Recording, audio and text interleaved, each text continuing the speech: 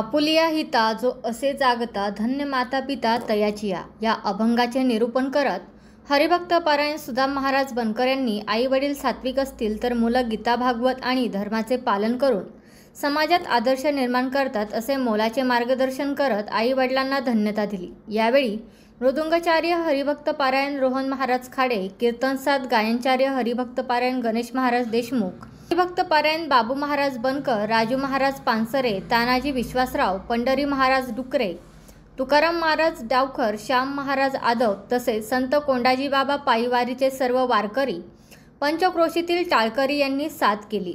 यावेळी कार्यक्रमाचे सूत्रसंचालन श्री अशोक अण्णा डुकरे तर प्रास्ताविक रामदास कामठे यांनी केले। या प्रसंगी श्री पांडुरंगजी पवार साहेब यांनी आदरांजलीपर मनोगत व्यक्त केले।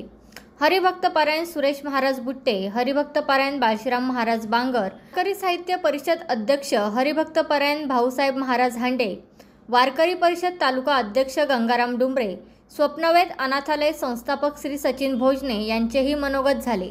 आलेल्या सर्व महाराज वारकरी मान्यवर व उपस्थितांचे आभार हरिभक्त पारायण विजय महाराज खाडे यांनी मानले। या संपूर्ण कार्यक्रमाचे छायाचित्रण पत्रकार सुनील गहिने व पत्रकार निलेश गाडगे यांनी केले। मिथिले परिरसाळ शब्द जैसे कल्लोळ अमृताचे अशा मधुर वाणीतून आपण ज्यांचं कीर्तन ऐकलं ते हरिभक्त पारायण गुरुवर्य सुदाम महाराज बनकर महाराजांनी आणखीनही अर्धा तास कीर्तन केलं असतं तरी ते आपल्या हिताचं होतं।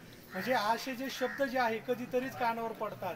महाराज आमचा आदर्श जर कोण असेल तर आदरणीय सुदाम महाराज बनकर आहे। एखादा अभंग जर आम्हाला सुटत नसेल तर तो अभंगाची सुसंगती कशी लावायची, त्याची शब्दफोड कशी करायची याचं मार्गदर्शन करणारे जर आम्हाला कोण असेल तर ते सुदाम महाराज बनकर आहे। म्हणून महाराजांना सुद्धा या ठिकाणी महाराजांचं विशेष आभार या ठिकाणी व्यक्त करतो।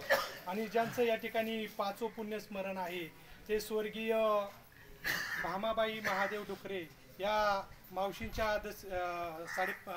5व्या पुण्यस्मरणानिमित्त आपण या ठिकाणी जमलो आहोत।